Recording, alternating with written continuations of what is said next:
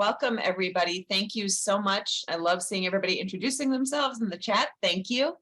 Welcome to Stalking in Older Adults, an overview. It is brought to you today by the Stalking Prevention Awareness and Resource Center and the National Clearinghouse on Abuse in Later Life. Next slide, please. So this project was supported by a grant from the Office on Violence Against Women. Just a reminder that the opinions, findings, conclusions, and recommendations that you're going to hear from Dana and me today do not necessarily reflect the views of the Office on Violence Against Women. My name is Ann Lotch. I'm the Justice System Coordinator for the National Clearinghouse on Abuse in Later Life. I've been with NCAL for about 7 years, and we provide technical assistance to Office on Violence Against Women Abuse in Later Life grantees.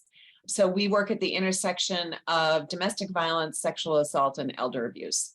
And I'm super excited to be training today with the real star of the show, Dana Fleitman from Spark, who's always a joy to present with, and you're going to learn a ton, and I will let her introduce herself.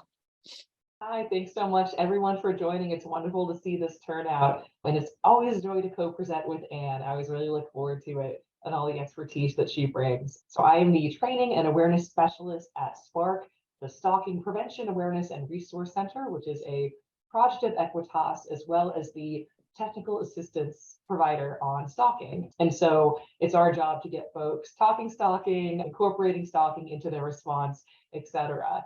And so our website is stalkingawareness.org. There we have practitioner guides, and those are broken out by discipline. So I'm seeing diverse professionals on the call, which is great. And so we have a section for victim services, for campuses, for law enforcement, for corrections probation, for judicial officers, for awareness educators, and so on. And speaking of awareness educators, if you do any kind of community or campus education around related issues like healthy relationships or sexual violence or elder abuse, it's great to be talking stalking as well. And so we have scripted programs that you can pick up and lead with slides and videos, so you don't have to reinvent the wheel. We have discussion guides on the popular TV show You, and other ways to get people to start engaging in this content without, again, you having to make it all up. We are not a direct service provider, but we know that victims come to our website for information and resources. And so we have resources you can share with victims that we're happy to provide to you. For example, these brochures on understanding stalking. You can put your agency information here. We have these in English and Spanish. You can order them for free from our website. And if you have something to hand your victim of sexual violence, of domestic violence, make sure you have a resource for your stalking victim as well when they walk in the door. We also have infographics, fact sheets, and actually something that's exciting, all of it's exciting, but that was recently added is a new resource on the intersection of stalking and abuse in later life that is just up now. So I'm just sharing that in the chat.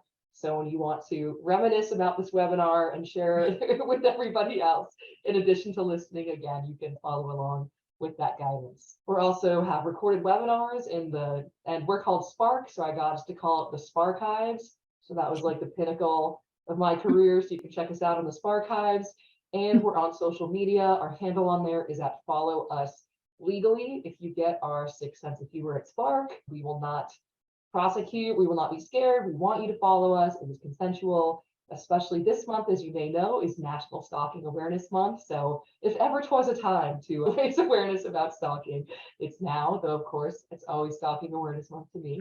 And sign up for our newsletter. As an anti-stalking organization, we will not contact you excessively or without your consent. So you have to actually opt into our newsletter, and it's one we send around quarterly. It's not one you're getting all the time, but it's just a great way to keep stalking top of mind year round, in addition to all the other important issues and victimizations that you're working on. And with that, I'll hand it back to Ann to talk a little more about NCAL. Thank you. And I apologize if you hear dogs barking in the background. Naturally, they were sleeping until 5 minutes ago. So NCAL is the comprehensive TA provider for the OVW Abuse in Later Life Grant Program, as I mentioned. And since 1999, we have been the only national organization that provides technical assistance, training, and consultation on the intersection of domestic violence, sexual assault, and elder abuse. We are a national project. We have 6 staff. We are located all over the country. We are based in Madison, Wisconsin. I'm coming to you from Milwaukee, Wisconsin. We do our work in service of our mission in a variety of areas and contexts related to abuse in later life. And we do this work both as a team and also through collaborations and partnerships, including our ongoing work with Spark, which we love. Let's talk about what we are going to be learning about today. After today, you're going to be better able to recognize stalking behavior, understand how stalking impacts older adults and how that may be different from how it impacts younger people, and also identify some resources to improve your response or your organization's ability to respond to stalking. And then just an overview of the content. I'm going to talk a little bit about abuse in later life, elder abuse.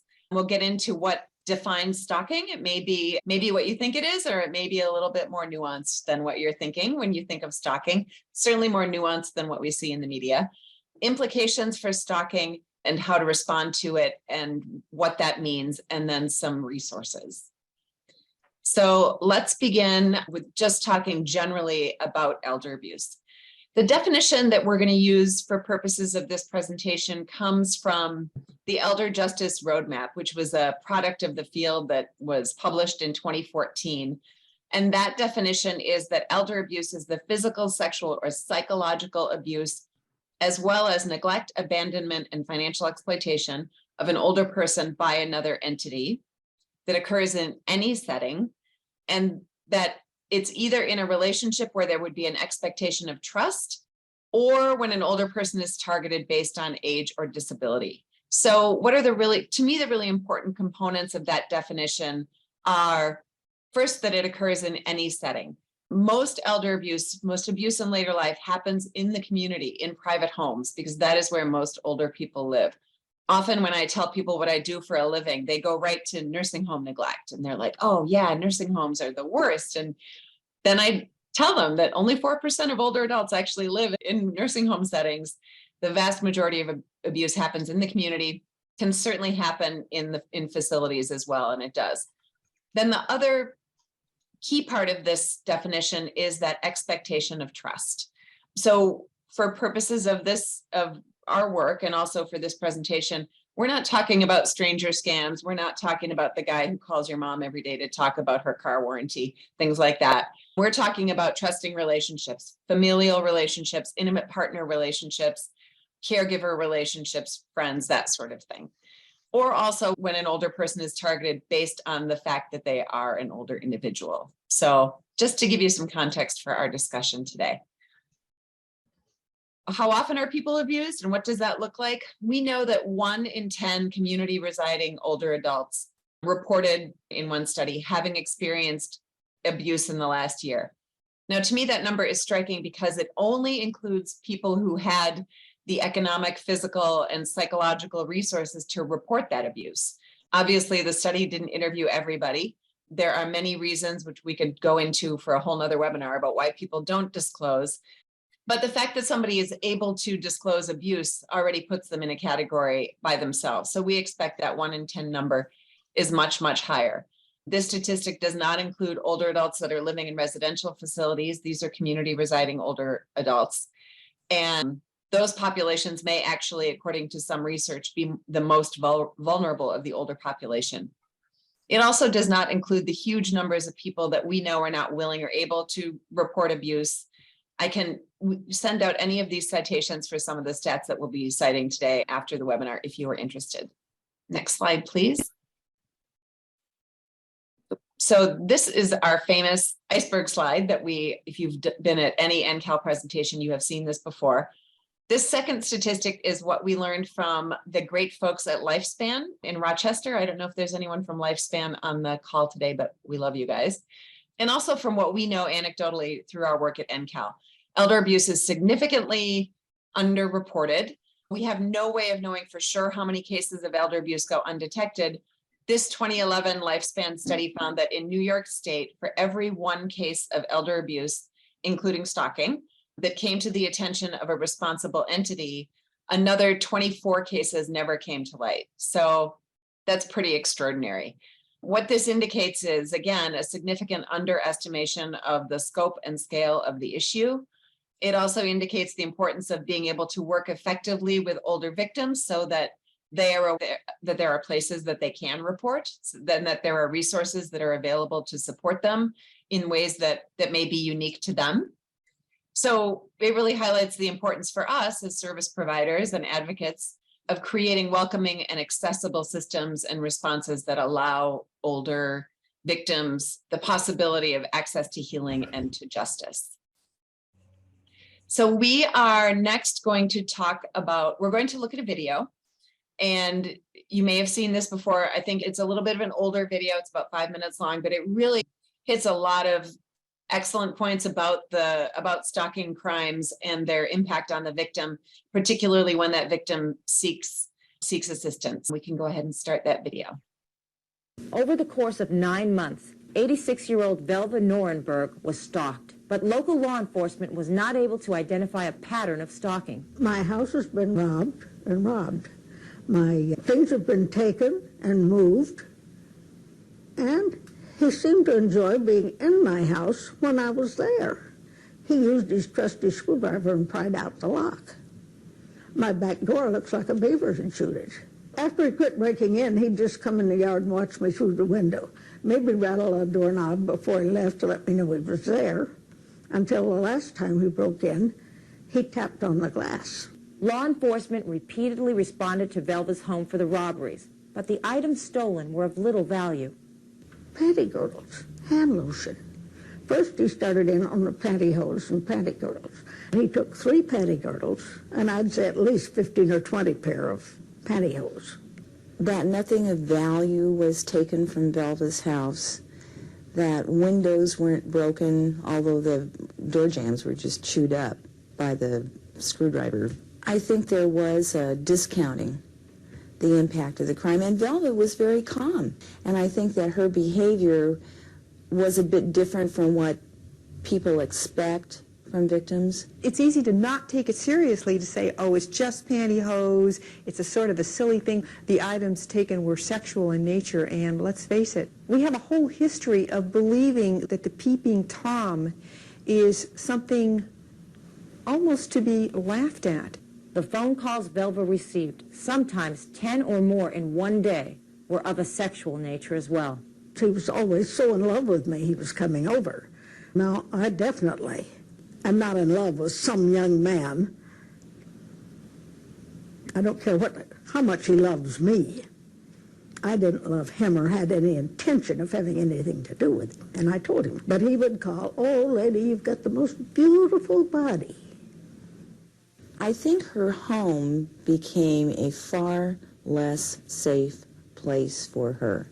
He asked me if I was still sexually active and how long since I'd had intercourse. I figured that was none of his business, and I didn't want to listen anymore, so I hung up. It may be somewhat amusing to hear an 87-year-old woman say, he said he wanted to make love to me. But when you put that in context and you think about the man behind those words and the kind of danger that he could pose to anybody, it makes you creepy. Your privacy is invaded. Somebody thinks he knows more about you than you do. I don't like that. This defendant in 1983 had been convicted for assault with intent to rape with an elderly person in the same area. Law enforcement response to the danger was delayed by the inability to recognize the calls and harassment as the felony crime of stalking. As is common, this was partly due to the fact that different officers responded each time. It wasn't until the 9th response by law enforcement that somebody finally put it together that this was a pattern of behavior. Her age was against her. People tend to discount what an older woman is saying. They didn't rush off. They were very polite and very nice. But as I say, it was an incident and it was over. Really listen to your victim. Don't go into the situation with preconceived notions or some idea of a quick fix, because usually there isn't one. But your role as a law enforcement officer is so crucial in dealing with this problem. I got a feeling that they really were trying to help me, but they helped me through the incident, but there was no follow-through. After several times, I even wrote a report and mailed it to the police department saying how many times I'd been entered, what had been taken. And I think Velva's log that she kept every time there was an attempted break-in or phone calls or anything really was a visual representation that somebody could look at and say, this is a pattern of behavior. We're dealing with more than a single incident. A young police officer handed me his card, and then he said, I think this should be turned over to some special division for investigation. Although no one knew the stalker's identity, the police investigator tracked down a suspect who had been convicted of similar crimes in the past. What's really, if you have reactions to Velva's story or thoughts about that, I would invite you to share them in the chat.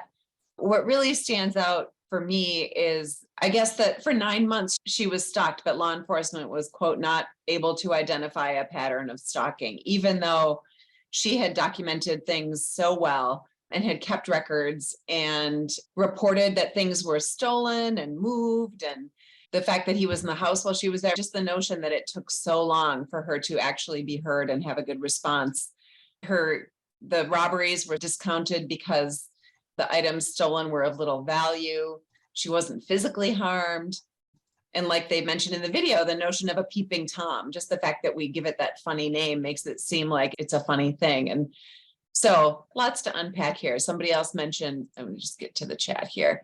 What stands out for me is you need to listen to the victim no matter the age, and there needs to be follow through. Right. I think, and we'll talk a little bit about this, more about this as we go on, but for me, I just see ageism inherent through the response here, that people may be thinking, well, I don't know, does she know what she's talking about? Look at how old she is. Or why would somebody be stalking a woman who's older? Stalking victims are all young and attractive and whatever. And I think we need to check our own ageism in our responses to older victims, regardless of what the crime is. But I think it's pretty apparent here. Yeah, and I think the fact that she documented everything as well as she did, really, I don't know where she would be if she had not done that. I think that was really good. So yes, you see we have a poll. I'd love to know how many of you are aware that you have worked with an older adult who has experienced stalking. I know I mentioned this last year when we did this webinar, but I was telling my mom that I was doing this stalking webinar, and she was like, oh, older people don't get stalked. And then she got to thinking about this woman who lives in the same apartment building my mom lives in, who said was telling her that the guy from the hardware store kept coming around and was following her and would walk home behind her a little bit of ways. And I'm like, Mom, what do you think that is? And then she realized that I think she had some of that internalized ageism too, thinking, no, that's a younger person's crime or whatever. Looks like some of you definitely have got experience working with older stalking victims, which I'm happy to know that you are recognizing it and working with them. I'm sad to know that so many are. Somebody is working with somebody right now. All right, thank you guys for being here and sharing experiences. I think for now, if we can put questions in the chat, we will keep track of them and make it a point to get to them before we finish today. So I'm going to turn it over to Dana. He is going to get into the stalking definition and dynamics. So I will mute myself. Dana? Yeah, thanks so much. And yes, I'm always so struck by that video and all of the issues that it brings up. In addition to the ageism that, of course, is really important and cannot be overstated here. Some of the common misperceptions and minimizations that many stalking victims experience, I think, are enhanced and exacerbated by the ageism, but also this sense of, well, no one's really getting hurt here, or you really should be flattered by this. And that's something that our stalking survivors hear quite a bit, the sense that, oh, maybe it's annoying, nothing really bad is happening. And as you will see in this session, if you haven't come across already, that's simply not accurate. That's just not true to stalking. It's also great to see some folks here saying, yeah, I have worked with older victims of stalking, because it can be hard for those victims to know where to go. There's no national stalking hotline.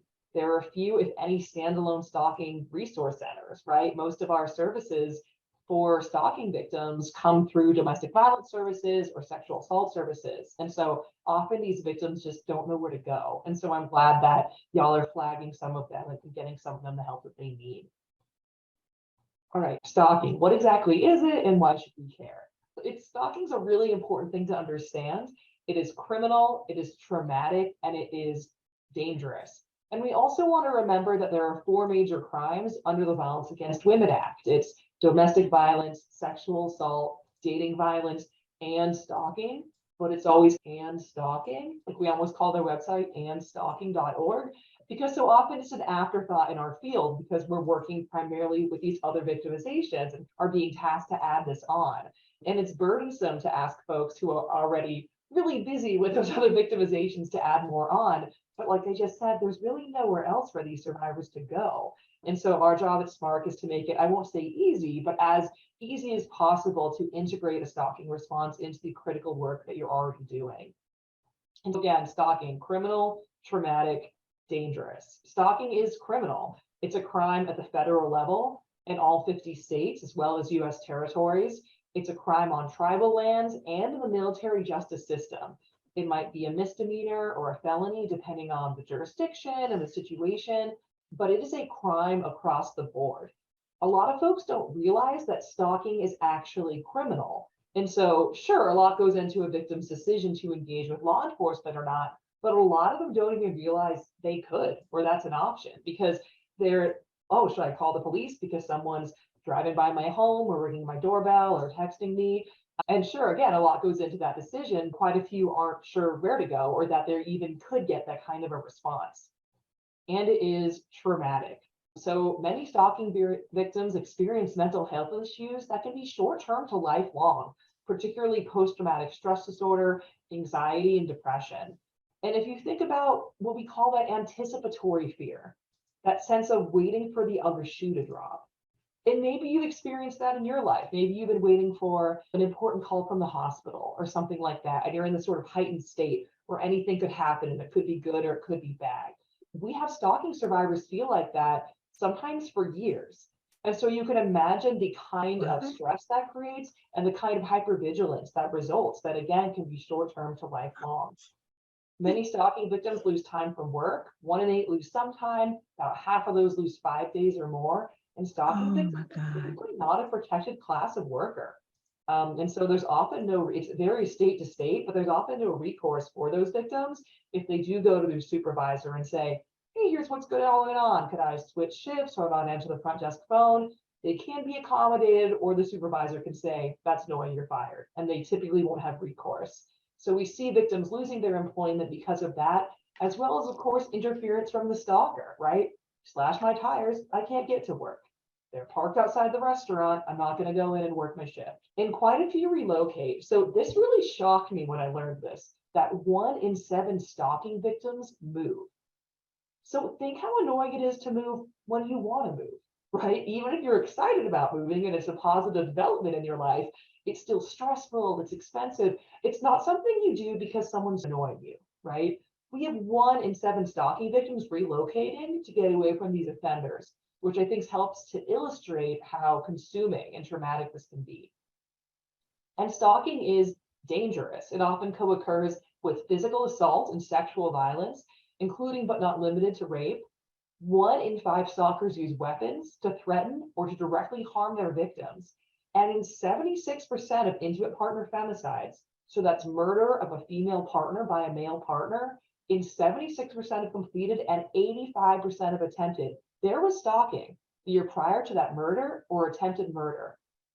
And yet so often these stalking behaviors are dismissed and minimized as, oh, it's just someone looking through the window, it's just texting, it's following, it's annoying, it's a little icky, but no one's really getting hurt here. And that's simply not true.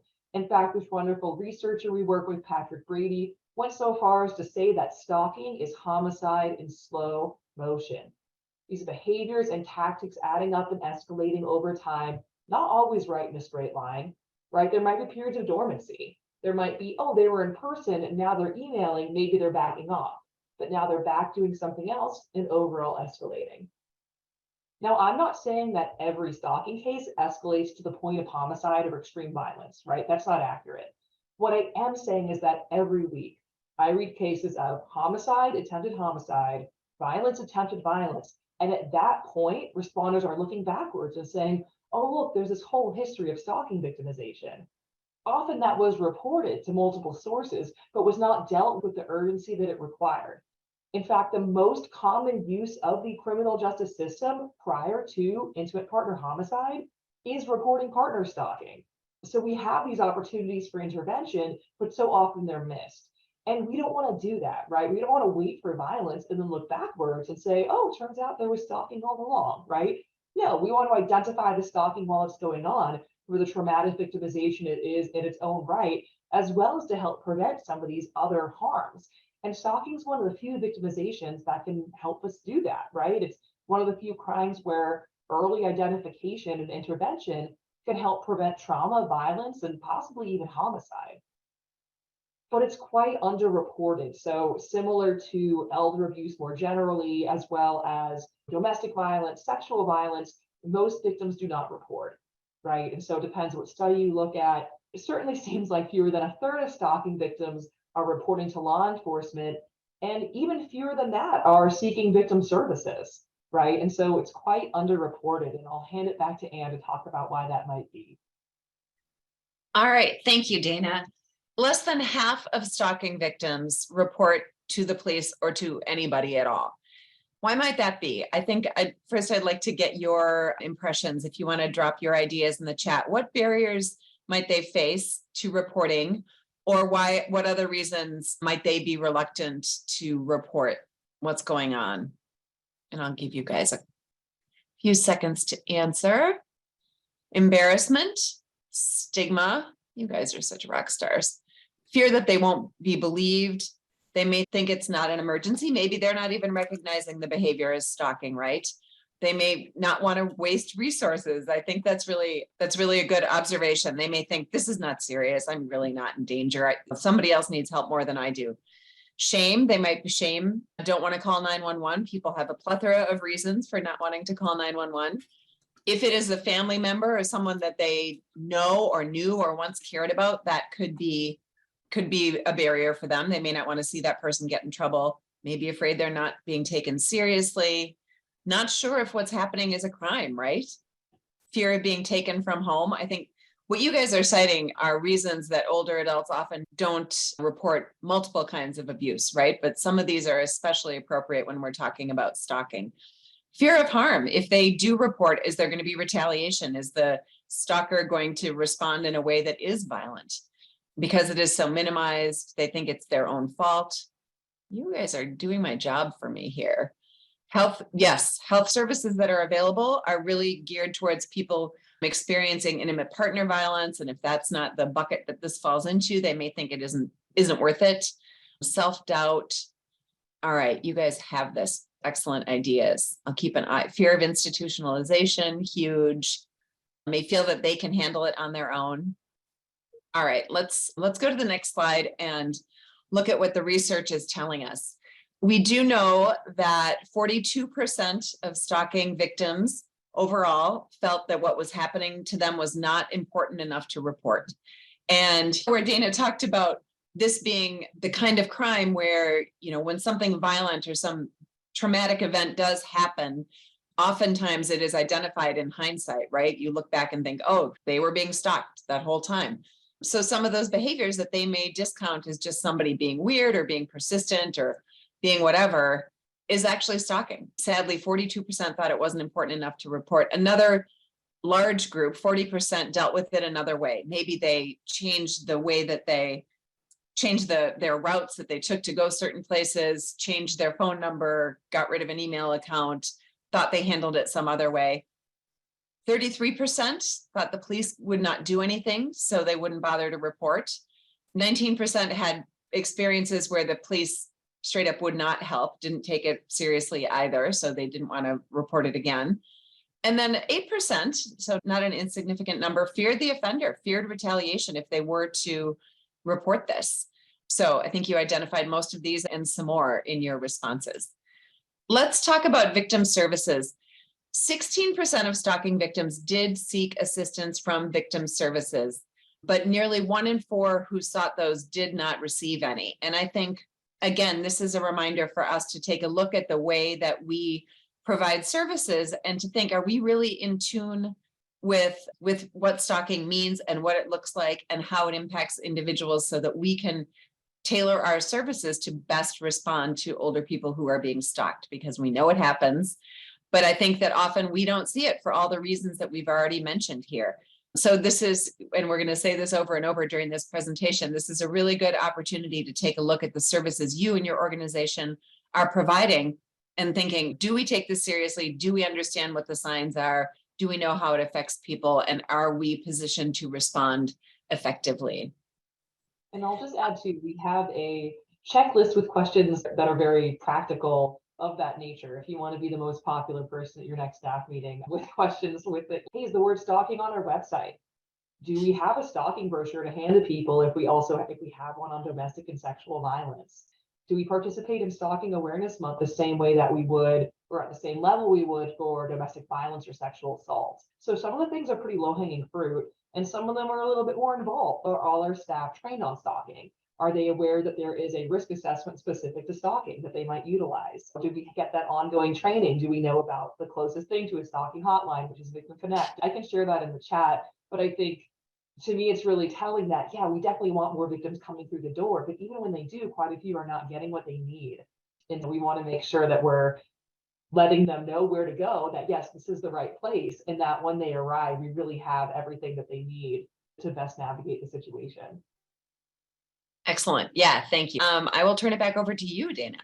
Oh, thank you. So we keep saying stalking is so bad, we have to do something about it. What is it exactly? Well, there's your behavioral definition and your statutory definition. Every state has a different stalking statute to make it fun. And so I definitely encourage you to take a look at your state statute. I shared earlier in the chat, we have a map on our website where you can look at your jurisdiction, see your statute, and some analysis from our Equitas attorneys about, is this more or less stringent than the, stringent is not the right word, but is it more or less open than the behavioral definition, and a little bit of interpretation there. Also happy to talk statute with you anytime, but since we have a national audience today, we'll be focusing on the behavioral definition. Now, you may be from a state that has a more narrow statute. It's good to know that, but regardless, we want to know that behavioral definition, because when you're working with a stalking victim, you want to be able to say, hey, this is stalking. It has the risk profile of stalking. We're going to safety plan around it as stalking, and really treat that with the urgency it deserves. Whether or not stalking is the most strategic charge in your jurisdiction or not is another question, right? But either way, we want to know what it is. So I have these 3 scenarios for you, and all of these are bummers. Okay, we don't like any of them, but which of them are stalking? It could be all of them, some of them, or none of them. So I'm going to launch it as a poll here, and I'll just read them out loud real quick. This first one, staff member hides a camera in the women's locker room to watch the women undress. It goes undiscovered for months. Is this stalking? Yes or no? Second one, an ex-partner repeatedly spreads vicious rumors about their former partner on social media. Is this stalking? Yes or no? And last, this terrible supervisor asking her employee personal questions, mocking him in meetings, being verbally abusive where he doesn't respond to emails sent at odd hours. Is that stalking? So I'll give you. Dana, I don't see them. Did you launch it? Yeah, I'm seeing the responses come in, so I think it might just because you're a co-presenter. Oh, okay. Yeah, hopefully folks can see it. If not, feel free to share in the chat. But yeah, I'm seeing the responses are coming in. Some of these are neck to neck. It's like pretty thrilling to watch, but I think I'm the only one who can see it right now. All right, I'll give another maybe 30 seconds. All right, I'm shutting it down in 5, 4, 3, 2, 1. Ending the poll. Okay. We share the results. Split the group here. So in this first one with the staff hiding the camera, is the stalking? Yes or no? Most folks saying yes, but over a quarter saying no. The second one, a little more close, but about 2/3 saying, yeah, that spreading rumors, that could be stalking. A little over a third saying no. And then this terrible supervisor, that's the one where it looks like almost 80% of y'all are saying, yeah, that sounds like stalking. About a quarter of you are saying no. So thanks so much for doing that. And as someone already noted in the poll, or I'm sorry, in the chat, it can be frustrating because you're like, I need more information. What's the context here? And you might have wanted to yourself, how many times did this happen? Or how did the victim feel about it? Or did it have to be directed at one person, or etc.? So luckily for you, we're going to go through the behavioral definition, and I'll use these examples in there. So behaviorally, stalking is a pattern of behavior directed at a specific person that would cause a reasonable person to feel fear for their safety or the safety of others, or to suffer substantial emotional distress. So to break that down a little bit more, it is a pattern of behavior. It is not a single incident or one-off event. And that's called a course of conduct in most stalking statutes and policies. So you might hear me use those terms interchangeably today: pattern of behavior, course of conduct. I'm talking about the same thing. Behaviorally, it is 2 or more incidents. In a few states, statutes is 3 or more, but usually it's 2 or more incidents that make up that pattern. And those behaviors can be quite varied. So let's say I'm stalking Anne because I'm the worst co-presenter ever. Okay. So maybe Monday I text Anne, Tuesday I'm mad she didn't respond, I smash her headlights. Then Wednesday I feel bad about that, so I send her flowers. All of those are stalking behaviors, right? And so stalkers often combine behaviors that are crimes on their own, like that property damage, with other behaviors that aren't criminal on their own, but can become criminal in the context of a stalking case. And that's confusing because it's not illegal to send someone flowers. It's not illegal to text somebody, but it is illegal to stalk somebody, right? And it's really the context that makes it scary, and the context of everything else going on here. It's also tough because, like we saw with the Velvet example, our system tends to be incident based. We call law enforcement, they respond to an incident and they move on to the next call for service. It's not necessarily looking for this pattern of behavior that involves both crimes against person and property crimes. A lot of times those are treated totally separately, and no one's necessarily looking to see, are these the same person and are these adding up? So I encourage you, whenever you're talking to any victim about an incident, take a step back and think, is this an isolated incident, or is it part of a bigger pattern of behavior? Because that victim who's talking to you about, say, their smashed headlight may or may not think to disclose to you voluntarily, oh, and I know who did this, and they've been sending me weird text messages.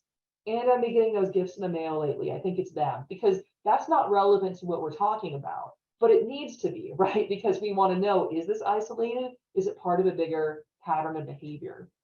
So it's a pattern of behavior, 2 or more, that is directed at a specific person or persons. So in that first scenario, if someone puts a camera in the women's locker room to see whoever happens to be in there, that's still a crime. Okay, we're not condoning it, but it's not really stalking unless it's directed at a specific person. Now, it could totally become stalking. Let's say that offender then identifies a woman from the videos that he's taken and then contacts her. Now we have 2 or more things, right? 2 or more behaviors, and now it is directed at someone specific. So it could absolutely be part of that course of conduct, but that on its own, we need another thing to happen, and it would have to be directed at a specific person or persons. And I say person or persons because it can be directed at multiple people, in that we often see what we call target dispersion, which is maybe an offender is targeting, say, their ex-partner. Ex-partner starts dating someone new. Okay, so now they're stalking their ex and the ex's new romantic interest, right? And our stalkers are trying to get access and information about their victims. So they're likely to reach out to a victim's family, friends, colleagues, caregivers, and others, right? Because they're trying to get that information. So a lot of folks can be involved and even considered co-victimized in a stalking case. But behaviorally, we see that as directed at a specific person, and they might use other people to get to that person, right? They're trying to get to that victim. They might use other people to do it. And it would cause a reasonable person to feel fear for their safety or the safety of others, or to suffer substantial emotional distress. So fear is really critical to understanding stalking, and it's what kind of separates stalking from a behavior it's often confused with, which is harassment. So harassment is typically that repeated behavior that would make someone feel angry, frustrated, annoyed, disrespected, degraded. And harassment can be quite serious. I'm not trying to minimize it in any way. It's that create a hostile environment, etc. But it's not necessarily scary. So if my supervisor is emailing me at 2 a.m. and yelling at me, calling me degrading names in front of the staff, like, she's terrible and I hate her, I'm not necessarily afraid of her. I'm just like, wow, she's the worst. What a terrible environment this has been created for me. I am very upset. But let's say that I'm driving home. I think I see her car a couple back. She texts me a picture of myself walking my pug, says, why are you doing that instead of working? She emails my husband. I don't know how she got his email. Now I'm scared because I'm like, how far will this go? What does this lady want from me? What's happening? Is she going to hurt me? And so harassment can be part of a course of conduct that is stalking. It can become stalking, but they're a little bit distinct. And that's important because stalking typically has a higher risk profile than harassment. So in other words, victims of stalking are generally at higher risk for violence, for example, than victims of harassment. Also, from an adjudication perspective, it's typically a higher charge to go with stalking than harassment. So you want to be strategic depending on your jurisdiction, but they are a little bit distinct. Now we have emotional distress in here as well. And when we talk about fear behaviorally, we're talking about fear of bodily harm, as well as that fear of emotional harm. And I don't mean that in a touchy-feely way. We all feel good all the time, though of course I wish that for you. Emotional harm, someone experiencing emotional distress feels that they are under surveillance, that their life is being invaded, that they are being sabotaged. The best quote I saw about it was a victim who said, it's like he's taken my life without killing me. So that sense that you cannot live a normal life because of the constant interference from this stalking offender, right? And the fear of not being able to live that normal life because of that. So that's really what we talk about when we talk about fear and emotional distress. And again, always good to look at your stalking statutes. Some include emotional distress, some don't. Some it's only bodily harm, some it's more broad. But when we're talking behaviorally about stalking, we include both. And a lot of times that fear doesn't make a lot of sense at first, right? And so to an outsider. So for example, this was a stalking case and the victim called the police. And honestly, she was hysterical. She's yelling, she's screaming. And all she'd say was, there's a cup of coffee in my car. So understandably, the police are not sending out the SWAT team. They're, okay, lady, do you prefer tea? What is your problem? And eventually she calmed down enough and said, he's here. So it turned out it was a stalking survivor who had relocated to get away from the offender, address confidentiality, new job, really thought she covered her tracks. She leaves to go to work that day. She gets in her car. There's a cup of coffee with his old nickname for her on it. So I can't see you all since we're on a webinar, but typically when I tell that story in person, people go, ugh, because it's scary. It's really creepy when you know the whole story. But if all we see is this artifact of there's coffee in the car, we're like, amazing, it's winter. I wish my car did that. Like, we have no idea what the problem is. It's not apparent at first. And so that context is critical in stalking cases. It's really everything in stalking cases, because often what is scary to the victim may not seem scary to you as the responder. And so what you want to do is respectfully ask them more questions, right? If it doesn't make sense why they're having this reaction, ask questions like, okay, what message did that send to you? Tell me more about that. What's the story behind that? Because those behaviors often have specific meanings only understood between the victim and the offender. The classic, albeit an extreme example, is an offender saying something like, I'll send you roses the day I kill you. So the victim's terrified. Everyone around the victim is saying, oh, this is so lovely, because they don't know that specific meaning.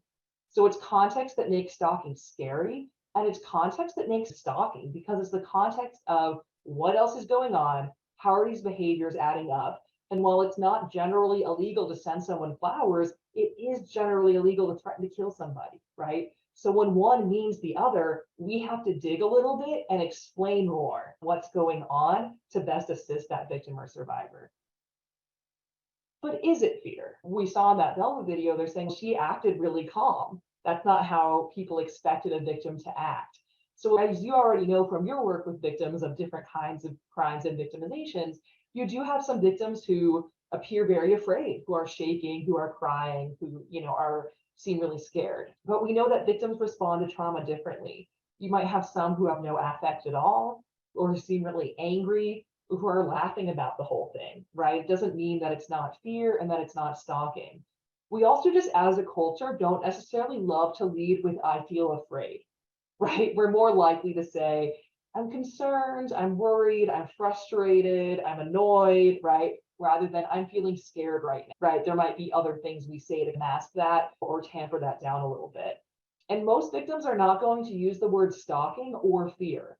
They're not going to come in your office and be like, hey, I'm experiencing a course of conduct directed at me, a specific person, that would cause a reasonable person to feel fear or emotional distress.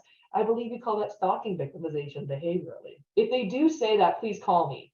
I'll be like, our awareness month is so good. They're probably not going to say that. They're going to say something like, my ex is being creepy. My neighbor's being weird. An old friend is making things awkward. My employee's harassing me. And it's up to us to be thinking, could this be fear? Could this be stalking? In addition to that kind of listening for and recognizing they may not use the language, there's also quite a bit of minimization around stalking. And I know you all mentioned that around why victims don't report, and you're right. There's that fear of the responder minimizing it, calling the police and having them say, this isn't a big deal, you're overreacting. But we also, our victims do that themselves quite a bit because of the messages they've received, or they're worried of being perceived that way and try to minimize what's happening.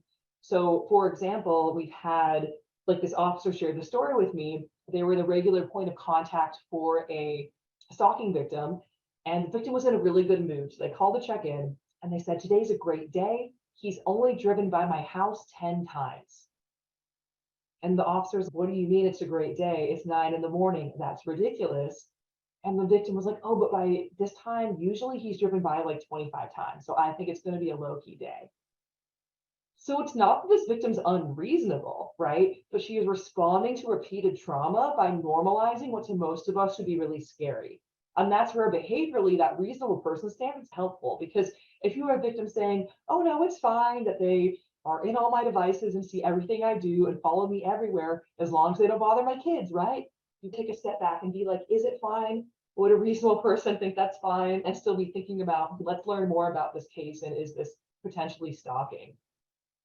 Another helpful way to assess for fear and to figure out what's going on is ask the victim what they've changed as a result of the stalking behavior. Because I've had victims say, oh, I'm not afraid of them. I left their picture with front desk security at my apartment building. I changed my routes to and from work. I changed my locks. I blocked them, their phone number, but I carry pepper spray now, like just in case. Okay, so those aren't things you do when someone's annoying you. To me, that indicates a higher level of fear or emotional distress. So ask about those accommodations. That's really evidence of fear or distress. Have they done things like changing their accounts? And I'm not saying they should or shouldn't do these things. I'm just saying most victims do some of them. And so that can help you assess what their level of fear is. So for example, they used to share the location, now they don't. They block the person, they change the phone number. Finances spent on safety devices or accommodations. That could be something quite expensive and robust, like I bought new security cameras, or I changed the locks. It could also be things like I was driving home and I saw them parked outside my house, so I stayed at a motel instead, and here's the receipt. Or I bought this pepper spray, or I used to take the bus, but now I'll only take a private Uber or Lyft because I don't want to be as vulnerable and in the public. It could be security or privacy measures. Those could be all the things I just mentioned, as well as withdrawing social. I used to go out all the time, now I'm staying home. And financial impacts. Most of us can see how those are distressing, right? The money and time spent on repairing a damaged windshield, on identity theft. And like Anne said early on, we often, I think, do think about older adults being victims of scams and other financial schemes. That's not really what we're talking about today, but certainly there are stalkers who will financially exploit older people as part of their course of conduct, right? And so that can absolutely be part of what is distressing about what's going on. And like I said, most victims do something, right? And so ask what they've already done so you can meet them where they are in your safety planning as well. So 80% of stalking victims take some kind of protective action. And here are the most common ones. You see them blocking unwanted calls or messages, changing personal information, changing day-to-day activities, taking some kind of security measures, or applying for restraining or protective orders. Stalking is an extremely prevalent victimization. In the United States, nearly 1 in 3 women and 1 in 6 men experience stalking in their lifetimes. And this is new data that came out from the CDC last year. And so it's really quite shocking. And I would add, we know that people of all gender identities experience stalking victimization, absolutely. This is the best available national data, that's why I'm repeating it this way. And we know this is underreported, just like for other victimizations, right? But still, nearly 1 in 3 women and 1 in 6 men. And if you're familiar with the data around sexual assault or domestic violence, That's also, depending what study you look at, 1 in 3, 1 in 4, 1 in 5 women. So stalking's right up there. And yet for so many folks that I talk with, it's their first stalking training they've attended. There's no national stalking hotline, no stalking crisis center. There's only really one national organization working on stalking as the TA provider. And I am a quarter of it, and it's a project of Equitas. Not that we have a chip on our shoulder or anything, but just to say that this is a major issue that is really under-resourced in our field. And it happens to people across the lifespan. And so this was also from that recent study here. And I asked our more math-oriented colleague to break this down for me, looking at the number of victims and percentages, et cetera. And yes, the majority of victims are under age 50. And these are big categories, 50 to 64, 65 plus, right? That's a large category in terms of the number of ages included there. But it's not only a victimization that happens to younger people. It's nearly 1 in 3 stalking victims are over age 50. And so that's really critical to recognize that this is intersecting with other kinds of victimization, including elder abuse, and that just because you're older doesn't mean you can't be a victim of stalking. And so we have to keep that stalking lens on for all of our potential victims. So people of all genders experience stalking, like I said. Our women are more likely than men to experience it, and the majority of victims report the offender's male. That's regardless of sexual orientation of the victim. And that's true overwhelmingly for our female victims, right? Over 80% of the time, they are offenders male. But it's also true about half the time for male victims, about half the time they're offenders male. And so what's going on there? Why are men stalking other men? Some of it's an extension of power and control from same-sex male and male relationships, right? And some of it's that target dispersion I mentioned earlier. So maybe you have an ex-husband stalking an ex-wife. She gets a new boyfriend. Now he's stalking the new boyfriend as well. That's not all men stalking other men, but that is a big piece of it. So if we look for pictures of stalking, which I do because I'm fun, okay, this is the kind of stuff I get. So a lot of kind of strangers, shadowy figures, hoodies, alleyways. I like this one in the middle left that's wearing like a mask and a hoodie and behind a computer, but did not cover the webcam. So this sense of kind of creepers in the alley, very similar to the myth of the stranger rapist, if you're familiar with that. And while this can happen, some offenders are strangers. I know it won't surprise you at all today who have joined on the call to know that this is not accurate. That actually, in the majority of cases, the victim knows the offender knows the victim. So I know that you know that already, right? But when I'm talking about stalking outside of our field, because I'm fun at parties, and people are shocked by this, because when most people think stalking, this is what they're thinking of. They're thinking about that shadowy stranger or like a secret admirer sending them a ransom style note because they're still buying magazines for some reason, or so they have no idea who it is, right? And again, that can happen, but it's the minority of cases. And so this misperception is really powerful because it leads victims to say things like, oh, that's not a stalker. That's just my ex having a hard time getting over things. Again, surprising no one here. That's a major category of stalking offender. So this is for all ages, not unique to older adults, but you can see that current or former intimate partner is a major category of stalking offender, between 30 and 43%. But it's not all of it, right? Acquaintance is actually an even larger category. It can be a stranger, though it's relatively rare. It might be a brief encounter, like, oh, I think that person works at that coffee shop, or I think I've seen them in the community, but I don't really know them. Or a family member, or a person of authority, a supervisor, a police officer, somebody who's has some kind of power over that victim. So to narrow in on acquaintance a little bit, first of all, in addition to being under-resourced, I will say stalking's also under-researched. So we don't have tons and tons of amazing data on stalking and older adults. That's just the reality. There was this study on stalking and age that grouped out kind of 3 different ages of victims. And so when we looked at this particular study, an older stalkers, age 60 plus, so this is more where the offender is older, who are they targeting? And it showed a larger percentage of acquaintances, over half the time, strangers about a quarter of the time, ex-intimate partners about a quarter of the time. And which, if you look at kind of both of these together, we can see that acquaintance is a major category of stalker. So who are acquaintances? This kind of broke this down from the original study showing the acquaintance percentage. And so a lot of times the acquaintance is still somehow related to the spouse's family or the offender's friend. So it's, for example, there was a divorce and now the ex-husband's brother is stalking the victim, the ex, or it's a friend of the offender who feels that they've been wronged by that victim, right? And so there's some kind of relationship there. It could be a friend or an ex-friend about a fifth of the time. Might be a roommate, boarder, or neighbor. So like Anne said, most of our older adults are residing in community, not necessarily in assisted living facilities, but for those who do, there is more access to that more kind of dorm-like environment where there's more neighbors and folks like that. Or it could be a professional acquaintance. We know that our younger folks might be stalking older folks too. Our older folks are stalking younger folks.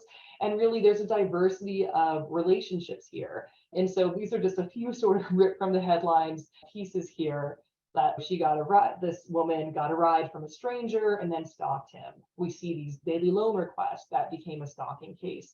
We see an offender killing his estranged ex-wife, right? So that intimate partner stalking. And we see a caregiver stalking an older adult, right? And so there's really a variety of relationships. And so I bring this up because often our victims, when they think of stalking, they're thinking of a stranger. And for us as responders, often when we're thinking about stalking, we think of intimate partner violence because that's where most of our response comes from, right? And we're both only part right, and we're talking past each other, right? Because any of these relationships can be stalking relationships. So I encourage you to think about, are you serving victims of stalking, whether they're intimate partner stalking victims or victims of acquaintance stalking or any other kind of stalking relationship? Because all of these victims need our help. Hey, Dana, there was one question. Would you call clients or patients acquaintances? Yeah, I think so. So Yeah. I think that it would be someone that you knew. And so if you look at like this acquaintance breakdown, that might be a professional acquaintance, but this is like a percentage of the 38 blah, blah, blah numbers. Yeah, but if in this big one, I'd say probably an acquaintance. Yeah. Yeah, good question. And of course, if we're looking at our older adults, many of them have had long careers, right? They've met a lot of people. And so there is that kind of increased chance in some ways for more of those connections to come back. All right, so stalking behaviors. I don't mean this as a compliment to stalkers, but stalkers are extremely creative offenders. People always tell me the most bizarre, disturbing cases are stalking cases because definitionally, stalking is about going out of your way to scare somebody else, right? That's literally the point. And so if I read a case where an offender drove 300 miles to carve his ex's name in trees near her house, that's a stalking case. I've seen a lot of dead animals in the mail cases lately. Those are stalking cases. These, oh, why? Could you just do anything else with your time? Those are stalking cases, right? And so because stalkers are creative, we have to be creative and broad-minded in identifying those behaviors that we might think of as other kinds of victimizations, and they might be, but also recognizing, this could be part of a stalking course of conduct. So one thing many stalkers do is, to use a really professional term, like crazy making behavior. So for example, a common stalker tactic is to break into a victim's vehicle or home and not take or break anything, but just leave some sign they were there. So maybe they leave a can of soda, that's the brand the victim knows they like to drink. Or they turn the TV on a channel they used to watch together. Or they move a lamp they one time argued about where it should go. And so the victim gets, let's say, home, they know that offender's been there. But they're like, what am I going to do? Call the police and say someone moved a lamp? I'm going to sound crazy. And offenders know that's why they engage in that behavior. In fact, 1 in 5 stalking victims report that exact thing. An offender breaking into their vehicle or residence and just leaving some sign they have done so. And if the victim ever says to you, I know it sounds crazy, but that might be a stalking case. Now, for law enforcement on the call, I'm not saying don't investigate it. I'm just saying your ears should perk up and say, this could be stalking. We know we have a classic victim saying, I hear voices. Well, through smart devices, etc., it's pretty easy to talk to someone through an Alexa or a Nest camera or a Google Home. I also want to point out here that, of course, there's a lot of ageism. This is an issue across the board for our stalking victims, but Even worse for our older victims who are often assumed to have some kind of mental decline or dementia, etc. And it's important to recognize that A, that may not be true, right? And B, even if it is, we still want to be investigating every incident separately. Like a victim can hear voices from dementia and be stalked. That can happen also, right? And so just because there is there may not be a co-occurring issue, we shouldn't assume there is one. And even if there is one, we still want to take that every report seriously and investigate every incident and not write off everything because of any other kind of problem. So there's so many stalking behaviors, and we do not have time to talk about all of them or we'd be here forever. But I think this is a helpful framework to just expand our thinking on stalking victimization, because a lot of times when folks think stalking, they think surveillance. You get the imagery of like the binoculars or the camera, and that is a big part of a lot of stalking cases, but it's not the only thing, because anything scary that's not the first thing that's happened could be part of a stalking case, right? And so these categories overlap and intersect, and that's fine. It's just to help expand our thinking. So feel free to share in the chat ones of these that you've come across in your work, and I'll just share a few major examples of each. So surveillance is pretty much what it sounds like. How is the offender tracking, monitoring, watching, gathering information about that victim? And so that might be in person, like in Belva's case, where the offender was literally standing outside looking through her window, right? Or might have been calling her not only to bother her, but to see, is she home? Where is she? What's she up to? It could also happen through technology, right? So heard a lot about like tracking devices in the news, right? So putting a GPS device, putting a property tag or something on that person to see where they go, planting cameras and watching them through those cameras. And the technology piece is important, and we do training on the use of technology to stalk. But most, not all, but most stalkers who stalk using technology are also stalking in person. So that good old fashioned driving by the home, showing up, going through the trash, going through the mail, like all those are common stalking tactics as well. We also see quite a bit of what we call proxy stalking, which is a fancy way of saying stalking through other people. So for example, it might be maybe you call a coworker and say, hey, when's our shift over? I need to bring something by. Right? Or, oh, did they end up are they going to visit their kids this Christmas? And so just asking that mutual acquaintance, sometimes those third parties absolutely know they're helping a stalker, and sometimes they have no idea, right? And so it might be, oh, I might get in trouble, but you go check up on this person for me. Proxy stalking can look like that as well, but that's stalking through third parties. And we especially see that through children, right? So that, hey, is mom seeing anyone new? Is dad taking you on a trip? And getting that information that way. Life invasion is how is the offender showing up in the victim's life where the victim doesn't want them to be there. So the victim's just trying to get through their day, and there's signs or reminders about the stalker everywhere they go. So that we see that most frequently with unwanted contact, right? Most of us have our phones with us all day, and so every time it buzzes, they're texting, they're calling, they're commenting, they're putting in a friend request. There's a voicemail. We sit down to do our job. They're in our work email, just that contact, trying to get you, trying to get you, trying to get to you. It could also be showing up, and we see that quite a bit, just that, since when do you go to this church, right? But then suddenly that offender is just inserting themselves in the victim's life, as well as perhaps showing up at the place where the person lives or works or goes to the gym. Property invasion, already talked about, that just breaking into someone's home. We saw that in Delva's case as well. Public humiliation and spreading rumors. And so if you remember, way back when I started talking, there were those three scenarios. And one was that spreading vicious rumors about a partner, is that stalking, yes or no? And of the three, I'd be most inclined to say that's likely to be stalking, because that kind of humiliation and spreading rumors and discrediting someone are often part of a stalking case, towing the line between life invasion and another category, which is interference. And you might be thinking, people gossip, that's not necessarily stalking. And you're right. But we see some really intentional spreading of rumors that's really devastating and sabotaging to our victims. For example, there was a case where an offender photoshopped nude images of the victim, wrote a bunch of lies about what she liked sexually, made copies, distributed it to everyone in her apartment building and workplace. Okay, so obviously that's beyond people gossip, right? That is really spreading misinformation in this really malicious and targeted way that is causing this victim fear, because she's being approached by third parties. She doesn't know who's seen this. It's sabotaging her career. It's sabotaging her social life. etc. And so we do see that kind of rumor spreading, as well as to discredit the victim so that when they do report, if they do, that they're not seen as credible or believable, right? Because of all that we've heard some things about you too, right? And that's really coming from the offender. Intimidation is implicitly or explicitly, how is that victim being threatened? So those could be those direct threats that I will harm you, I will harm your pet, I will harm your child. But it could also be those implicit threats or symbolic violence, right? Like a crushed can, property damage. Or, we think about that cup of coffee in the car. What's that really saying? Especially if there had been violence in the past. It's really saying, I found you and I can get to you. That's a threat, even though they didn't say out loud, I will harm you in this way.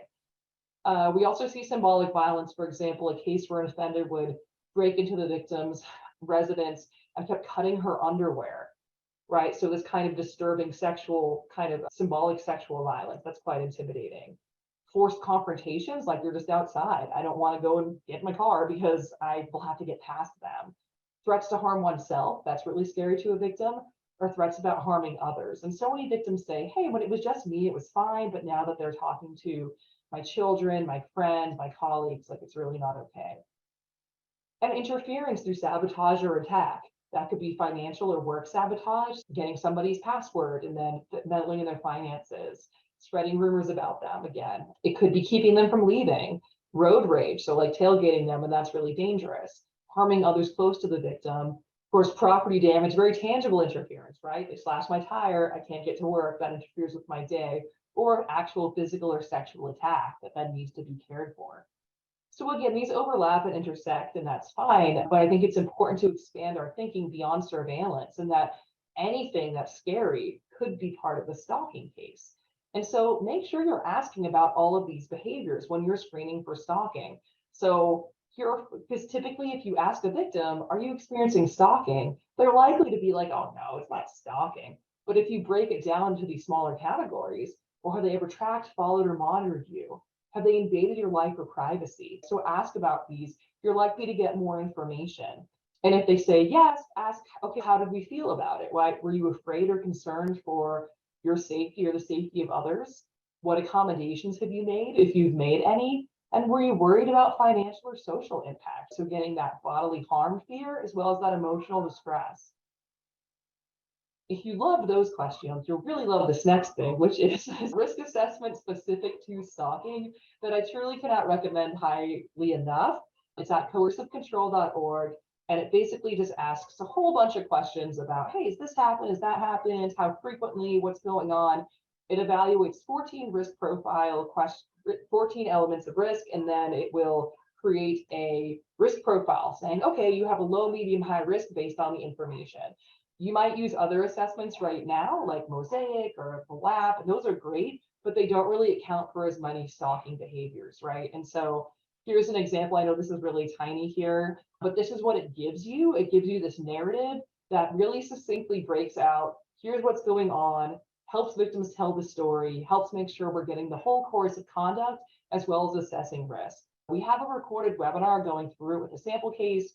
So if you want to see it before you're using it, you can test it out. Really highly recommend, if you're thinking, could this be stalking, to know that this risk assessment does exist, and it can really help you get that information. Because there's a lot of potential stalking behaviors, there's also a lot of potential charges. And so if we're thinking about offender accountability, I know we have law enforcement on the call. A lot of offenders engage in other crimes in their course of conduct. So we always say, hey, if you can't charge stalking, charge something, because it's trespassing. Is it voyeurism? Is it harassment?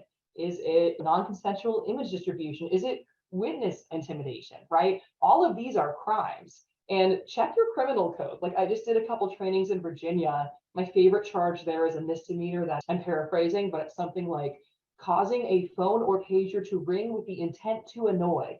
That's a crime in that state, right? So look for those things. And I think sometimes it's easy to minimize, like, these little misdemeanors, who cares? But we care because we're building the course of conduct. Because if on day one you have that annoying phone call crime, and on day two you have, say, voyeurism, I know I'm not your judge, but according to me, Judge Dana, you have a stalking case. You have 2 or more behaviors that would cause fear. But if we ignored that annoying phone call because we're like, man, who cares? Now we don't have stalking because we're starting from 2 instead of 1.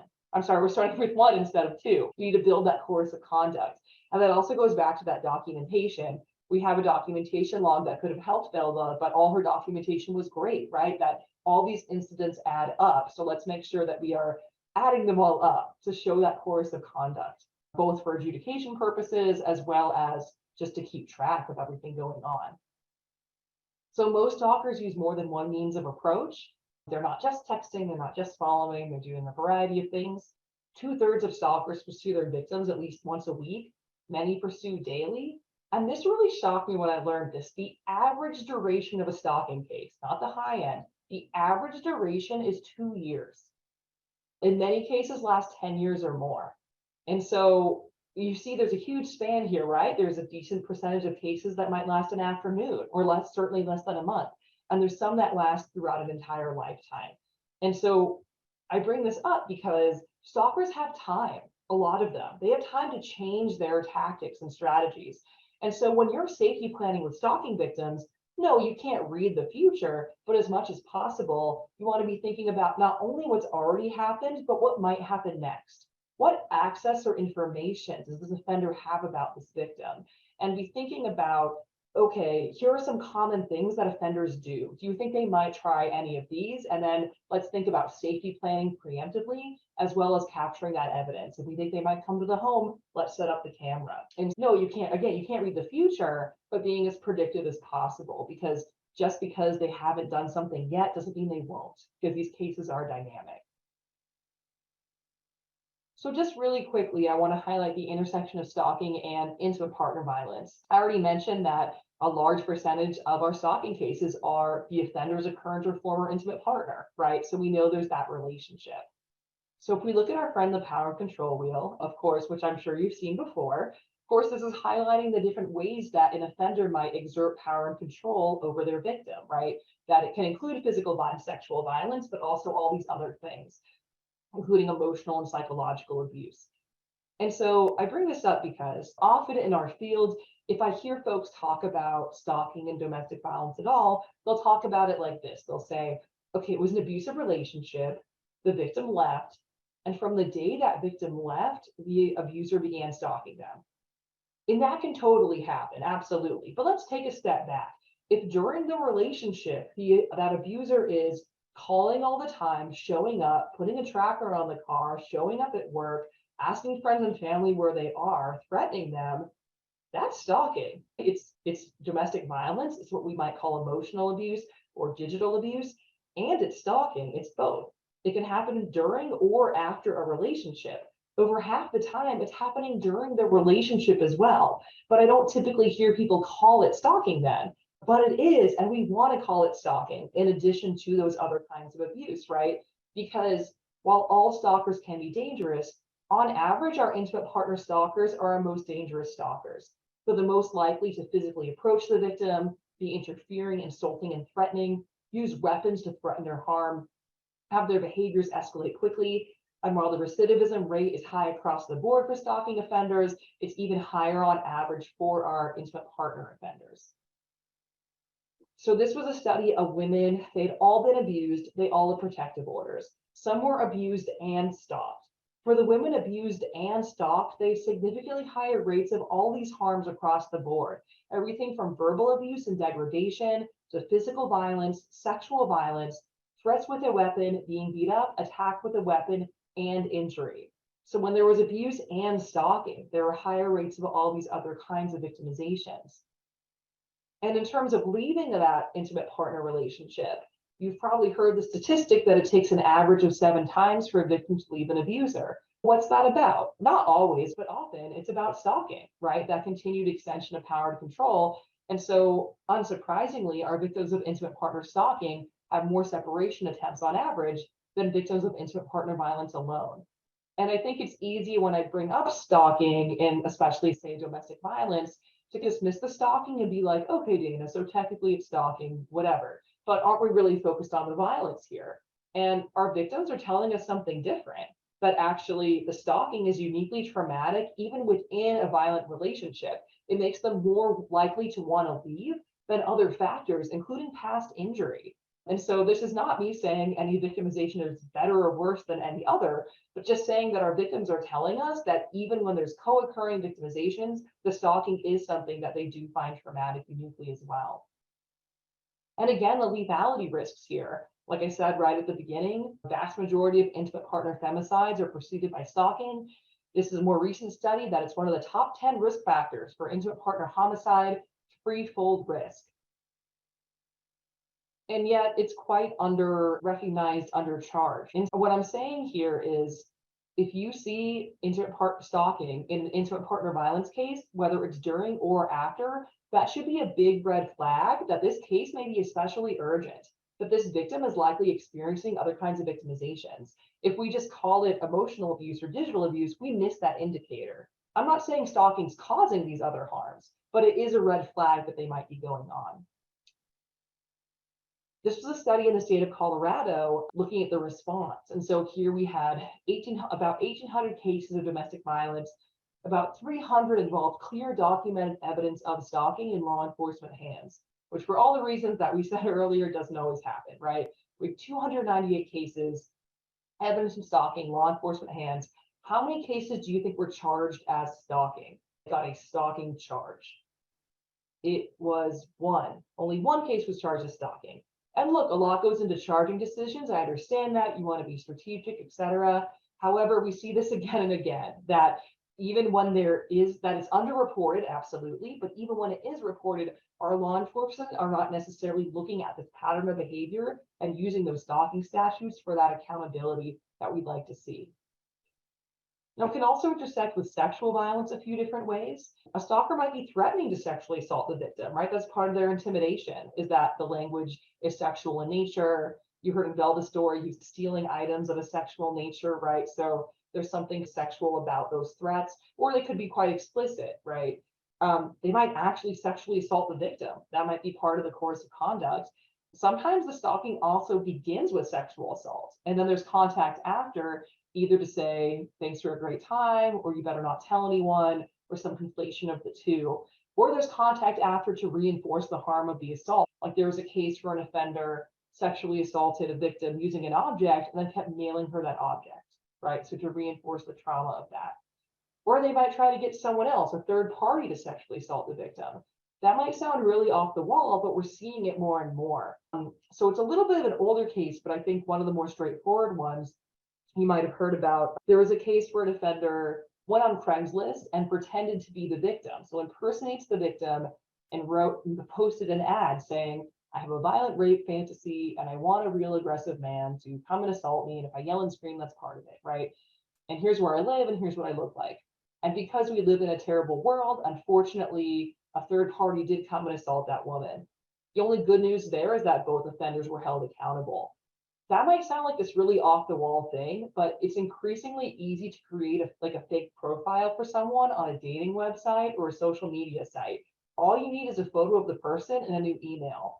And so unfortunately, we do see quite a few cases where offenders are impersonating the victim, reaching out to third parties, perhaps sharing intimate images, spreading rumors, etc., and then setting them up for dates that are really sexual violence or their sexual expectations.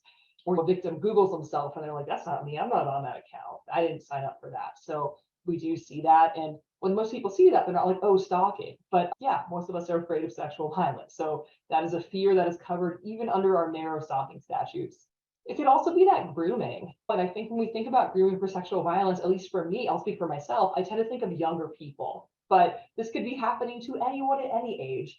And our offenders might perceive or assume that our older victims are more vulnerable, more isolated, more desiring of physical or romantic attention, less judicious, etc. And so assuming these vulnerabilities might prey on them as well, right? And so this is not every kind of sexually violent offender. They're not all doing this, but there are those certain kind of repeat offenders that really have this MO, right? They're going to research and identify vulnerable victims. Maybe they look for an older person who seems isolated, who seems lonely, who doesn't have a lot of family around. They're going to establish relationships and contact and build trust. Hey, I think you're really beautiful. I still think you're really exciting. Then they're going to meet in person if they haven't already and isolate that victim, coerce them into sexual acts, and then contact them after. either to say that was great, let's do it again next week, or if you tell anyone, I will release these photos, or some conflation of the two. So if you think about that grooming under the lens of stalking, is it a pattern of behavior? Yes. Is it directed at a specific person? Yeah, they're choosing these targets intentionally based on their perceived vulnerability. And would it cause a reasonable person to feel fear? Yeah. You might be thinking, but when though? Because on day one, when that, say, older adult victim got that contact that said, hey, I think you're really beautiful, let's chat. They might say, oh, I wasn't scared then, I was flattered. But now that I realize our entire relationship was a setup for my sexual assault, and it all started with that, say, text message, that's terrifying. That could still be a stalking case. There's no statute that says when fear has to attach. So that's also, people sometimes ask me, like, what if scary things were happening, but the victim didn't know? Could they, does that count? And I'm like, yes, it counts. Because when you found out if it was scary, that could still be stalking. Similar to that domestic violence study, women who have been abused and in protective orders and were stalked have higher rates of a variety of sexually violent victimizations, from degradation to forced substance use, almost 4 times as much, implicit threats and force, and penetration while victims sleeping. And about a third of women stalked by an intimate partner also sexually assaulted by that partner. And so all this to say, long story short, too late maybe, I don't know, ask about co-occurring victimizations. Absolutely ask your stalking victims about their experiences of sexual and domestic violence. But if you're working with a victim who's primarily presenting as a domestic violence victim or a sexual violence survivor, ask them about stalking behavior as well, because so often it is missed, and then we miss those other indicators of that increased chance for other kinds of victimization.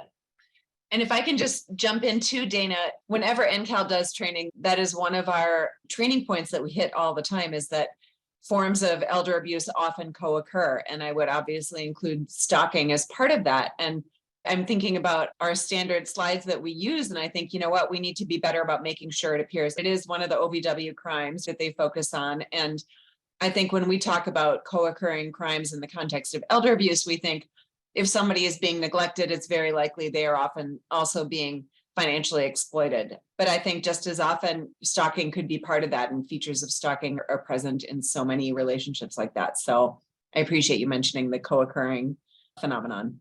Yeah, no, I appreciate that. And I think, like you said right at the beginning, it's about these relationships where there's an expectation of trust.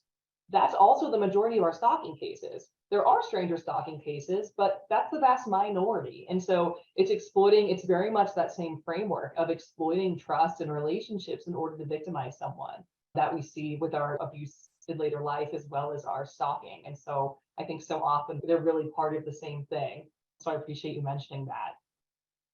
We don't have time to do a deep dive on the use of technology to stalk, but just a reminder that older adults use technology, which you might be like, I know, but just in case. I know sometimes I tend to think, well, is this as much of a thing? And we can tend to think about the new tech trends, or at least I do, is what are the college students using? What are the kids using? And no, most of us are using technology at this point. And most older adults have cell phones, have smartphones, and this data is from 2017. So I would not be surprised if it had increased significantly since then, even though that wasn't so long ago. Then you use social media. And of course, our younger seniors on average have higher rates of technology use than our older seniors. There's a huge range between 65 and 100. That's many years. So it's not all one experience, obviously.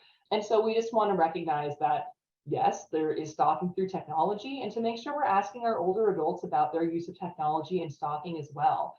Here are the most common technology tactics experienced by stalking victims. And some of these we saw in Minabelba's case, right? That unwanted contact, right?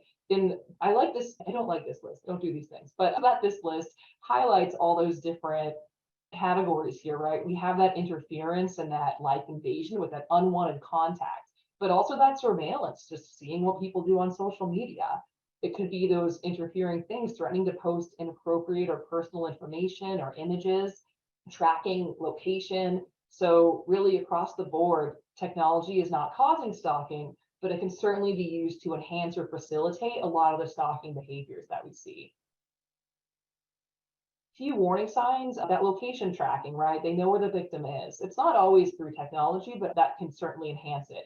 Are they sharing their location on different apps? Did someone perhaps plant a GPS or something, or a property tag on them? If they know things the victim never told them, right? They must be reading my email. They must be seeing my text messages somehow, right? They must have somehow gotten into my device or my account.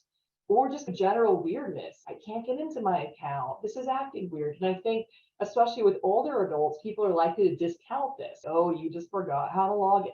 No, let's take that seriously, because offenders often hack into accounts, reset things, change passwords, all of that. And we just want to be mindful of our biases against older adults and our assumptions about their level of tech savvy, because that might really lead us to minimize what is very legitimately technology abuse and stalking behavior, right? And kind of not see that potentially. Because that seems pretty bad, right? All those things that can happen, should victims just log off? And I think it's important to play this out, because it's often advice that victims are given in one way or another, is just log off, change your phone number, that kind of thing. But let's play this out for a second. So let's say I'm, again, stalking Anne, because I'm the worst, okay? Let's say I love to call her. That's my favorite. I'm always like, call, call, call. And eventually I am so over Dana stalking me, I'm gonna change my number. Like, I'm gonna change my own number because I cannot with Dana anymore. So eventually I call Anne and I get that this number is no longer in service. Am I, the stalker, going to be like, oh man, I guess I'll stop stalking Anne and become a productive member of society this day? No, I'm already stalking Anne. I know her email. I know where she works. I know where she lives. I'm just going to find another way around to get to her. And I might actually escalate my behavior, because how dare she? That was my favorite way to stalk her, and she took it away from me. So this isn't to say that victims should never make these changes. And from a criminal justice perspective, it's helpful because it shows that resistance and persistence, right? It shows my intent.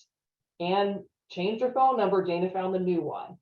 And blocked Dana, Dana made a new number to call her. And stopped picking up the phone, Dana started emailing, right? It shows my intent. That's helpful evidence. But did that make Anne safer? Maybe not. And so you really want to ask victims how they think the offender will react to any of these changes. They might say, that'd be great. That'll send a clear message. I'll feel much better. Awesome. Or they might say, I think that'll make them really angry, and I'm afraid about what they'll do. Plus, if they block everything from the offender, now it's a wall between them, right? So that goes both ways. A lot of times our victims want to know what our offenders are up to a little bit, so they get that text saying, I'm coming over. If not, it's completely opaque and they can be really caught off guard. The National Network to End Domestic Violence does some great work on technology safety. So definitely recommend you check out that app and those resources for just more information on the use of tech to stalk and commit related crimes. And happy to talk to you about that more later as well. All right. I also want to point out that on the NCAL website, we have something we call the Tech Safety Toolkit that launched in November of 2020, was recently updated. We did that. We created that in collaboration with the Safety Net team at NEDV. It's really got some good practical information, steps you can take, checklists, like really excellent resource. So please check that out in our resource, in our publications library. And just to respond to a couple questions in the chat, we will be sending out a PDF of the slides after this webinar. So look for that. It will also be posted on our website. The recording will in a week or so. We want to talk a little bit now about our response to stalking and how to check ourselves and our organizations to make sure that we are a resource that is approaching this in a way that it is being identified first and foremost, and also responded to in a way that is appropriate for older victims. Some of the challenges that older victims of stalking may face that might be unique are, even though we know that older adults use technology just as much as anyone else probably, but the way that stalkers use technology to surveil and to access people, they are savvy and they are skillful at changing their tactics when somebody has caught on to what they're doing. It's hard to stay ahead of somebody who's doing that, who's really skilled at that. So there can be confusion about how technology works or how it might be used to surveil. I know this from helping a family member get out from under an identity theft situation. And she had no idea that what she was doing at the instruction of this other person was really making her vulnerable. So somebody in the chat made a really good point too about social media. Super fun to go to an event and say, hey, I'm here at the ski team trials or whatever event I'm at. That's great. But we need to think about yes, your friends can see that, but who else can see that? And are you disclosing your location or what you're doing and making yourself more vulnerable, particularly for people who have got a history of being stalked? If they're involved in that sort of situation, that would be something obviously to avoid. Other challenges, like we've talked about, are minimizing the threat. Either the victim is saying, oh, he's just bugging me, he's just calling me a lot, I want him to stop, but it's not dangerous. Now we know how things can escalate, how things can change. And that slide that Dana uses, that stalking is often homicide in slow motion, always I find really chilling. But it's also food for thought, because things start in a way that maybe would be perceived as benign, but can escalate. So we need to be careful about letting people minimize that threat. Another barrier that people have is, again, getting back to these ageist assumptions that we make about the capacity and the ability of older people to understand what is happening to them and to accurately relate what is happening to them. Like every other form of abuse and exploitation, we need to start by believing that person. If they are experiencing fear, if they are being victimized repeatedly by somebody who is making them fearful and uneasy in their own home and worried about their future, we need to start by believing them. Also, it bears repeating that people, even people who do have dementia, are able to accurately relate and describe traumatic events that have happened to them. Sometimes those events encode a little differently in our brains. Sometimes we might repeat details out of order, but traumatic experiences imprint in the brain differently than just what I had for breakfast today, which I couldn't begin to tell you. But so making those assumptions that somebody is confused, or even because they do have dementia, what they're perceiving can't be right, is dangerous and is going to allow people's victimization to occur. Other challenges, sometimes people have medications that impact their ability to ask for help or impact their functioning, particularly if they're taking or if somebody is providing their medications for them, if somebody else is in charge of dosing them and they're not getting something that they need, or they're getting too much of something that they need, that can be a challenge to get them to report stalking. And the other is that others just can't understand that somebody would want to stalk an older person. Again, getting back to ageism, people see the TV show You, and it's all just beautiful people being stalked. And we have ageist assumptions about what beauty is. And what we also are mistaking the fact that stalking is not a crime. It's not about attractiveness. It's not about romance. It's not about, I think you're beautiful. It is about power and control. It's about violence. And that those victims, everybody is vulnerable to being a victim of those sorts of crimes. If you have other ideas about some of the challenges that older victims of stalking might face, I would invite you to drop those in the chat, but we have talked about a lot of them today. When people do respond or people do report abuse, when we talk to them about this is again, according to the National Stalking Study, we looked at the impact again of ageism and stereotypes around older victims. The study noted that when older victims did report stalking, they're often told that they're overreacting, and that the threat level perpetrated against them was not that serious or minimized or not acknowledged at all. So older adults who participated in that study also noted that after reporting, they weren't taken seriously when they were reporting. I think Belva experienced some of that. Again, getting back to how ageism has infused our view of older people and what their abilities are and what their perceptions are. I think it goes into the way that many services are provided. So it's a good idea for us to check ourselves and to look at our services. And like Dana said, use that checklist on the Spark website to really take a close look at what you're doing and making sure that, yes, you are responding in a way that is welcoming and responsive to older survivors. So when victims of stalking in general do seek support and assistance with dealing with stalking, we see that a plurality of victims, you can see at the top, seek support from family and friends, or from folks like employers or an attorney and maybe the justice system. But really that bar at the top, friends and family, is clearly where people go first. And then working your way down the list, you can see mental health professionals, faith leaders, doctors, nurses, or the smallest one, contacting victim services, a shelter or a helpline. Obviously, people have reservations about doing that for all the reasons that we have been discussing. So keep in mind as we go to the next slide that the number one way that people are going to seek help is enlisting help of family and friends. Sadly, the research also shows that they are least likely to be able to be aided by family and friends. Family and friends can fall prey to those same stereotypes, those same issues, not believing the older person, not believing that they fully understand what they're experiencing, not believing that stalking is something that would happen to an older adult.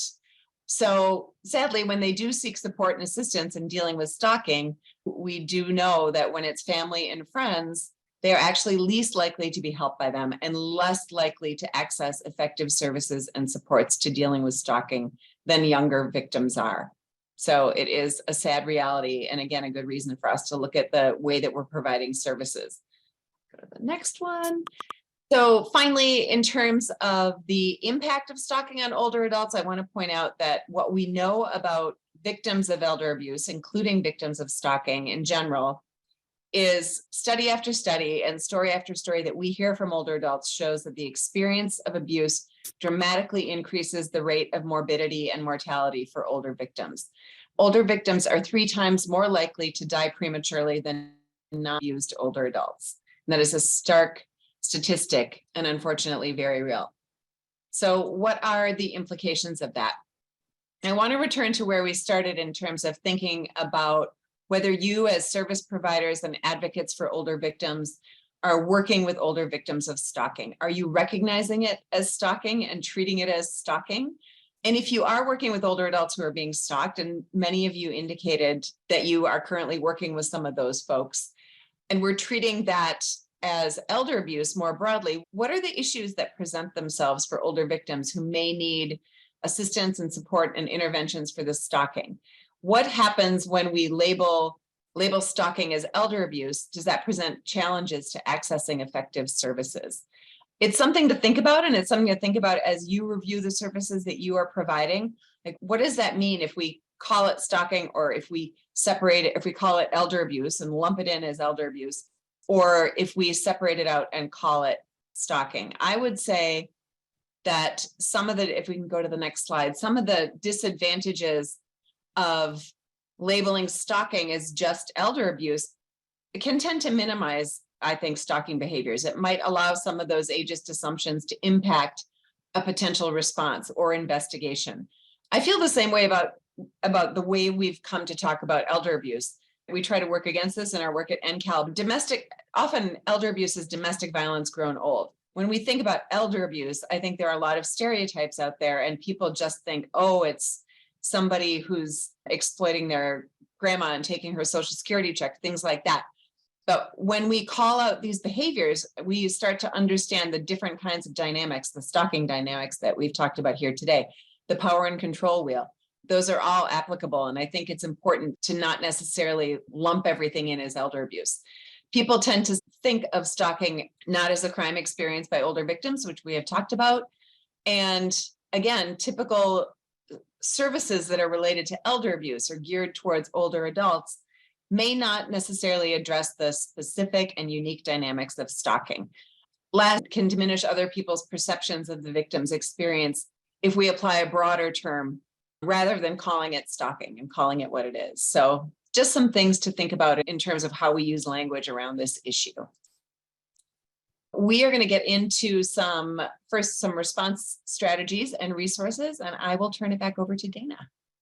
Thanks, and I'll try to be succinct, which you've all experienced is not my strong suit. I just want to make sure we have some time for questions, and I'm happy to stick around as well after we hit the hour, if folks. I don't know if Anne's available, but I will be here if you want to. I can, for sure.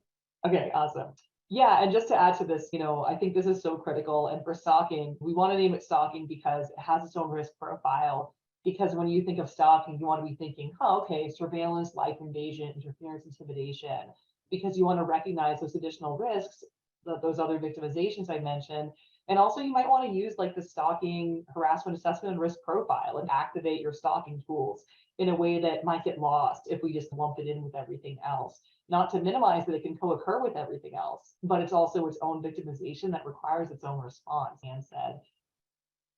Big picture strategies, hopefully we impress this upon you that consider, is this a stalking case, right? Whenever you hear about an incident, is this isolated? Is it part of a bigger pattern of behavior? And recognize that victims cope in different ways, right? All of these are normal human ways to respond to a traumatic situation, but some might be more or less helpful in dealing with the stalking. You might have some victims move against the stalker. So it's, oh, you're stalking me. Cool, I'm taking you to jail. That is what we are doing, being very aggressive and assertive in that. Do you have others move inward? I don't want to bother anyone. I don't want to put anyone at risk. I don't want to cause a problem. So they really isolate. You have some move away. That includes relocating, but also like changing routes to and from work and changing your phone number. You have others do the opposite, move towards the offender to appease them. If you want to talk every day, I'll call you once a week, right? So that sense of trying to negotiate. And you have some move outward, move to folks like you who can help. And that's wonderful. But by the time they've done that, they've probably already tried some of these other things. So it's helpful to ask them, what have they tried, so we can meet them where they are. And also to speak to that move away piece. I already mentioned how that changing your phone number or anything like that may not necessarily be the most helpful, because offenders likely find a way around. It might escalate. One piece of move away advice we do generally advise is to cease contact with the offender. And that's because stalkers see any contact as a win. So if the stalker calls 100 times and the victim picks up and says, I hate you, don't call me, tomorrow they're calling 101 times, right? But that kind of disengagement isn't always possible and realistic. And some victims do not feel they must reach out to the offender to take the temperature of the situation. For example, there was a case and it turned out the victim had called the offender at 2 a.m. They talked for hours. And so everyone's, how scared can this victim be? Why are they calling the offender then? And we asked the victim, and the victim was like, yeah, I knew he got off work at the bar at 2 a.m. I could hear him get in his car, drive home and fall asleep. So I know he wouldn't come over, break my windows, wake my kids up again. That is perfectly reasonable safety planning, right? So it's both. Recommend no contact with the stalker and realize that may not be possible. So let's keep the dialogue open about that and not make victims feel like they did something wrong or this somehow undermines the realities that they're being stalked. Of course, what we need most of all is much easier said than done, which is that coordination, right? Because so often our work is siloed, and frankly, our system is not set up to remedy stalking. It is set up to be incident-based. It's not set up for something that is highly contextual, sometimes multi-jurisdictional, which we didn't even talk about today, multi-incident kind of event that stalking victimization is. So we really need everyone to gather on this, right? We need our awareness educators to make sure our general public knows what stalking is. That when they tell that friend or family member, which like Anne said, that's who they're telling first, that person responds with, wow, that sounds really scary. Let's give you some help, instead of minimizing it and saying, okay, but is it stalking or is it stalking? That they really say, that sounds scary. Let's get you help. And when they do connect to those victim service providers, that those victim service folks recognize what's going on, screen uniquely for stalking, and safety plan around it urgently. We need our law enforcement to identify it and charge it. We need our prosecutors to pick up those charges and argue them effectively. We need our courts to sentence it appropriately. We need our probation, parole, and corrections folks to continue to hold those offenders accountable and keep our victims safe. When any of that doesn't happen, we lose victims. And we don't want that to happen. Our system just isn't set up for this, right? And it's really no one's job to focus on stalking victims and make sure they move through the system and get the help and coordination they need. So it has to be you, in whatever role that you play, recognizing that after this 90 minutes to 2-hour session, you now know more about stalking than most people in our field. That's the reality of the situation. And so other folks may not understand the urgency here, but that you know better, and to really be that advocate for that victim and help walk them through this and get them to the next step as best you can, because they really need us, and there's no one else to do it. There's also, of course, that coordination when we're talking about our stalking in older adults. It's not just these. It's also our area agencies on aging. It's our aging network services. It's adult protective services, and certainly engaging other groups as well. Is it the religious space that they're involved in? Is it there's so many potential community partners? We certainly don't want to leave anyone out who can be a good point of intervention here. When we think about safety planning, we want to just be considering really the realities of that victim's life, right? And be comprehensive and flexible. Think about everyone affected by the stalking and what legal issues need to be identified. And think about the physical health, but also the social and emotional health of that victim. Only victims can tell us how they want to balance that freedom and safety, right? And so it's a really tough call in all these little decisions and in the big ones. And so we need to really listen to our victims there. Here's some of the services that we provide. If you're thinking, wow, I want to hear Dana talk more about stalking, you're in luck because we offer in-person trainings, webinars. We have a ton of online resources, also individual assistance. So if you're working with a stalking victim and just want to talk to someone about it, you can reach out to us. We're the technical assistance provider on stalking, just the way that NCAL is about abuse of older adults. And so we're happy to be there for you. And of course, Stalking Awareness Month materials. We're sharing resources every day right now. And visit us at your favorite website. You know it, you love it, stalkingawareness.org. Definitely check out our guide on that we wrote in collaboration with NCAL about stalking in older adults, but also those practitioner guides for multidisciplinary professionals, for our victim services, law enforcement, et cetera. Training modules for that public awareness piece, victim resources like the brochures, infographics, et cetera. And do follow us and keep in touch. And yeah, the closest thing we have to a stalking hotline is Victim Connect, run out of the National Center for Victims of Crime. And so if you're ever sharing like the RAIN hotline, the DV hotline, make sure you share that as well. Sparks a Project of Equitas, the prosecutor's resource on violence against women. So for prosecuting stalking, digital evidence, talking about prosecuting elder abuse, et cetera, definitely reach out. Free 24/7 technical assistance. Thank you, Dana. As always, I know people are starting to drop off a little bit, but I love presenting this with you because your info is so excellent. And if stalking can be entertaining, you are going to make it, but super useful and a lot of updated data and research. That's really great. I do want to mention before people take off that I already talked about how NCAL is the TA provider for the OVW Abuse in Later Life program. That solicitation for that grant came out yesterday. And we'll be posting on our website information about the solicitation and the grant, but it is really terrific. The official name of the grant is the Training and Services to End Abuse in Later Life program. The maximum funding request is for new project is $750,000 over 4 years. There are lots of details about it that we could give you, but if you want to go to the next slide, the primary components, I have a different one. Primary components of that grant are training, victim services, cross-training for community service providers, and coordinated community response. It is really an amazing grant. I know that a ton of you on this call are already grantees.